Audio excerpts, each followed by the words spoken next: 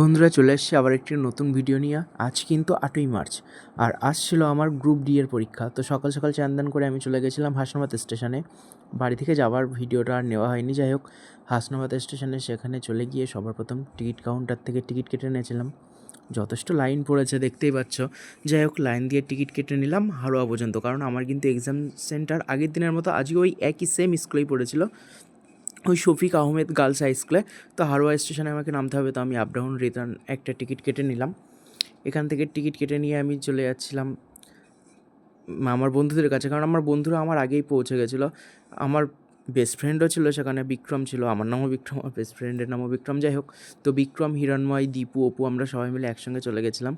দেখতেই পাচ্ছ কতটা ভিড়। আগের দিন ভিড় ছিল, কিন্তু এত ভিড় কিন্তু সত্যিই ছিল না। মানে গ্রুপ ডির এক্সামটা হয়তো আরও বেশি দিচ্ছে গ্রুপ সি এর থেকে। যাই হোক, তো ওই যে হাসনাদের ওভারব্রিজ, ট্রেন এখনও পর্যন্ত ঢোকেনি, মানে যখন গেছিলাম তখনও পর্যন্ত ঢোকেনি, কিছুক্ষণ পরেই এসেছিলো ট্রেন। তো এই যে দেখতে পাচ্ছ আমরা ট্রেনের মধ্যে চলে এসেছি, আমি, হিরণময়, বিক্রম, এই যে অপু, দীপু, সবাই আছি আমরা। যাই হোক, অপু আলাদা বসেছিল, আর ক্যামেরাটা ঘোরানোর সঙ্গে সঙ্গে লাইট এফেক্টের জন্য মানে পুরো ঝাপসা লাগছিলো। তো ট্রেনে গল্প করতে করতে আমরা চলে গেলাম। বিক্রম আর হিরণময় কিন্তু মালতীপুর স্টেশনে নেমে গেছিলো, কারণ ওদের এক্সাম সেন্টারটা আলাদা ছিল। আর আমার আর দীপুরটা একই জায়গায় ছিল, মানে হারোয়াতেই নামতে হতো, কিন্তু স্কুল আলাদা ছিল। যাই হোক, তো আমরা ট্রেন থেকে নেমে পড়লাম, তারপরে ট্রেনটা পাস করলো। ট্রেনটা চলে যাওয়ার পরে আমরা কিন্তু চলে গেছিলাম অটো স্ট্যান্ডে, যেখানটায় প্রচণ্ড ভিড়। এবং ট্রেনটা পার করার পরে আমরাও লাইনটা ক্রসিং করার সময় দেখলাম যে পুরো স্টেশন ভর্তি একেবারে, মানে দেখতেই পাচ্ছ কত, দেখো এ মাথা থেকে ও মাথা একেবারে সব কিন্তু পরীক্ষার্থী, সব গ্রুপ ডি এর পরীক্ষা দেবে। যাই হোক, তো আমরা অটো স্ট্যান্ডের ওখানটায় গেলাম। তো অটো স্ট্যান্ডের যে সমস্যাটা হচ্ছিলো সেটা হচ্ছে পরীক্ষার সময় না ওরা ভাড়াটা বেশি চাইছিলো, মানে আগের দিনও সেম, মানে 15 টাকা করে ভাড়া, কিন্তু ওরা সেটা নেবে না, তার থেকেও বেশি চাইছিলো।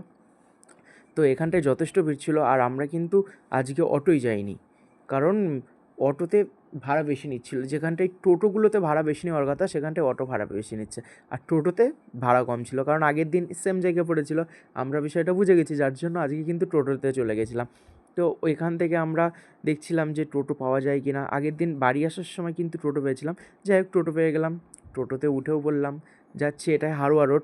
হারোয়ার থেকে কারা কারা ভিডিও দেখছো তারা অবশ্যই কমেন্ট করো, বা ওই শফিক আহমেদ গার্লস হাই স্কুলে কারা কারা পড়ো বা পড়েছো তারাও চাইলে কমেন্ট করতে পারো। তো দীপু আর অপু ওরা কিন্তু অনেকটাই আগে নেমে গেছিলো, আমার অনেকটাই আগে, কারণ ওদের কিন্তু পড়েছিল পিজি হাই স্কুলে।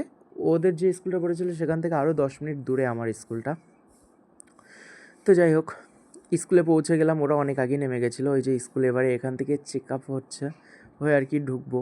ব্যাগপত্র সব বাইরে ছিল, সেগুলো তো আর কিছু নেওয়াই যায়নি। যাই হোক, এক্সাম হলে যাওয়ার আগে আমি দেখে নিচ্ছিলাম আমার কোথায় কী পড়েছে সিট টিট। ওই যে বাইরে ওখানটায় লিস্ট আনানো আছে, তো ওখানটায় দেখলাম আমার 3তলাতে পড়েছে, মানে সেকেন্ড ফ্লোরে, 3তলা।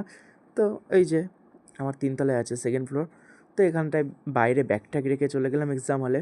তো কোশ্চেন কিন্তু আজকে সত্যিই খুব সোজা ছিল, মানে কাট আপ যে কোন লেভেলের যাবে সেটা বোঝাই যাচ্ছে, মানে 40-এ হয়তো 40-এই কাট আপ আসবে, এমন একটা ব্যাপার হয়ে গেছে। যাই হোক, এক্সাম দিয়ে বাইরে আবার চলে আসলাম, কিন্তু আমি কিন্তু অটো পাচ্ছিলাম না, তো বাস স্ট্যান্ড পর্যন্ত হেঁটেই যেতে হয়েছিল। এই যে স্কুল দেখতে পাচ্ছ, আমরা বেরিয়েছি, আমরা না আমি, কারণ এখানে তো আমার একাই পড়েছিল, আর কেউ চেনা ছিল না।